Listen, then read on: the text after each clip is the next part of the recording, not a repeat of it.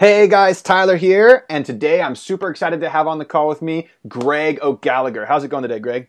It's going great, man. How are you, Tyler? I'm doing good, man. I'm just finishing up this new product, and it's just been a crazy month overall. But I'm just super excited to get on the call with somebody instead of having to type all day long and actually talk about some fitness stuff. So before we get started, I like to always ask people. If people don't know who you are, what's your 50,000 mile view? Like who are you and what are you hoping to teach people today, Greg?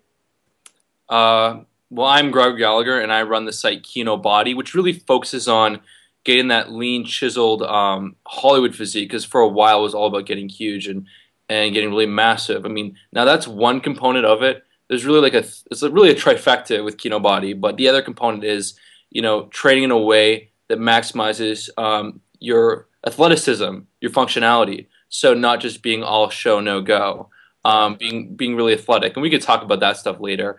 And the third one is because for so long, fitness it started to become an obsession. It started to take over my life, and I see this all the time with everyone that's into fitness. On Instagram, you have all these fitness memes promoting the idea of being obsessed. So really, the third part of really Kinobody is about allowing fitness to enrich your life without taking over your life, which I think is so important. And what's the point in putting in all this work if you can't enjoy it? Yeah, no, that's a really powerful thing that we can definitely chat on later. One of the things that I liked about your social media pages is you seem to be getting that lean, chiseled Hollywood look, building that muscle, using functional training exercises. For the people listening, what made you take that leap from maybe doing more of kind of like the bodybuilding-esque stuff to doing more functional stuff like we see the bodyweight exercises and things like that?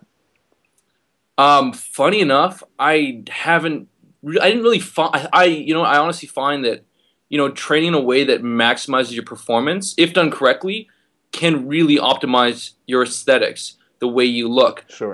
I see people doing the bodybuilding approach and really not making that great long-term gains. Sure, sure. And the secondary component of that, as I'm sure you'll agree, is like you see a lot of people who maybe are in the gym doing a lot of the pumping and the pumping and the pumping. And when you see them like at the beach with their shirt off, they're big, but maybe they don't really look like hard. You know what I mean? Their muscles don't look functional. They look kind of like somebody took a bike pump and pumped them up with it. Do you agree with that?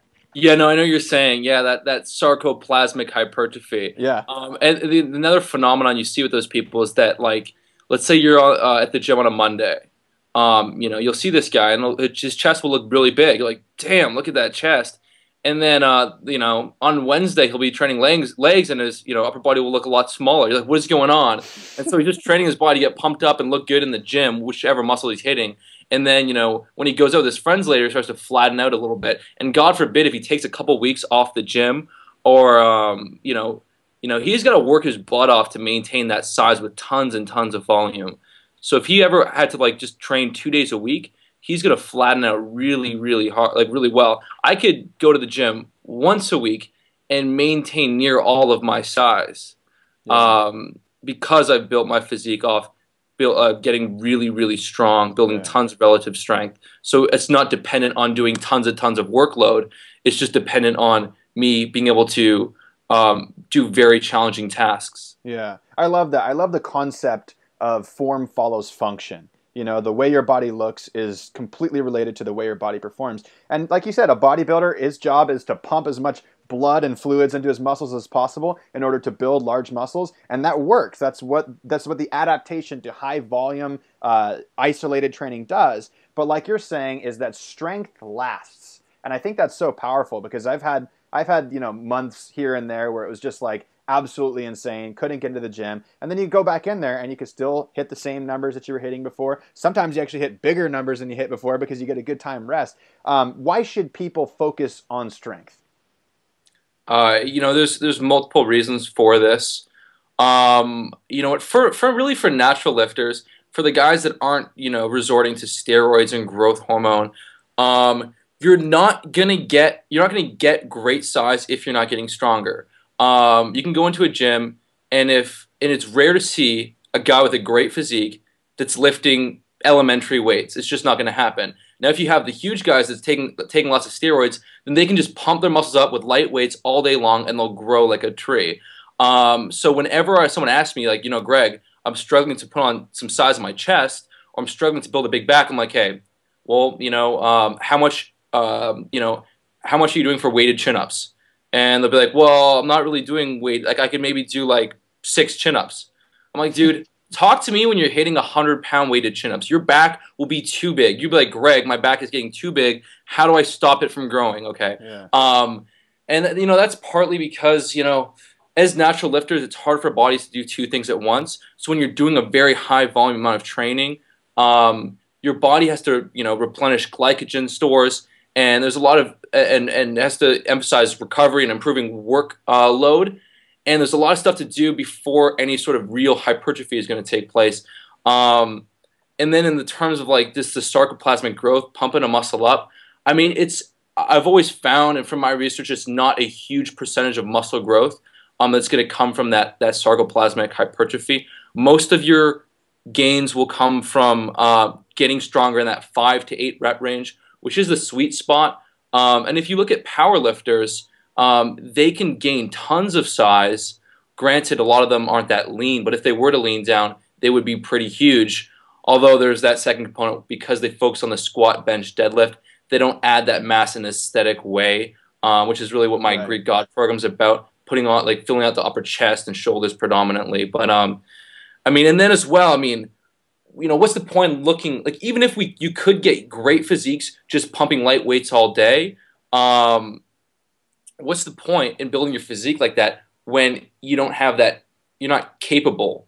You have the look, but you're not physically capable. I mean, I've always, grown up, idolized, like, watching those action star movies, watching, Right. these characters, like, throw people around and jump high and sprint fast and, be able to handle themselves. And I found that, to be honest, cooler than having that sweet bod.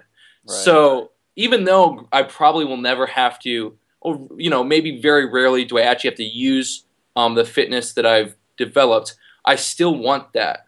Right. That's still important. It's still, like, something that's really cool. And even, like, as far as building a lot of strength, it imbues you with tons of confidence. When you're going to the gym and improving on your lifts or improving on your bodyweight movements, achieving a muscle up, pistol squats, when you're conquering these different fitness tasks on a continual basis, you just get tons of confidence. And then whatever else you want to handle in your life, you feel like you can do it.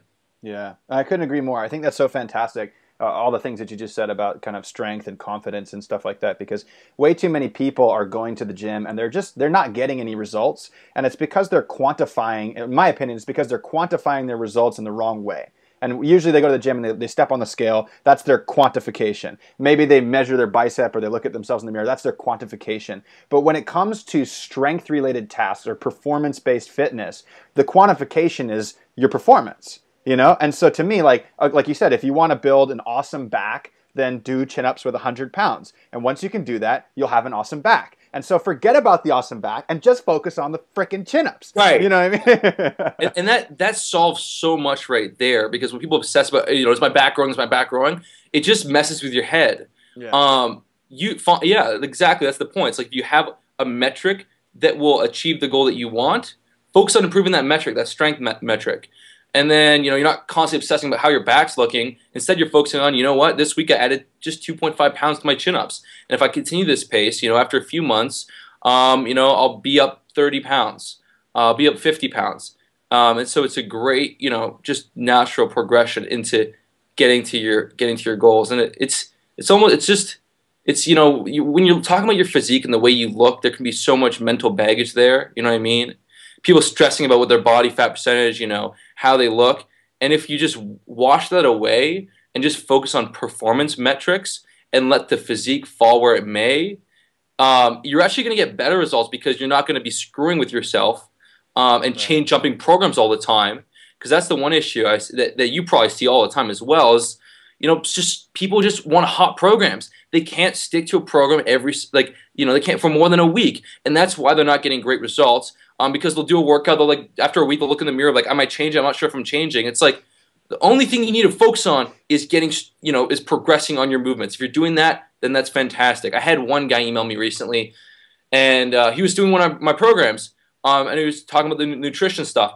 And he was like, well, if I'm eating at, like, more, eating at a deficit to lean down, will my testosterone go down? And he also is asking about like training stuff.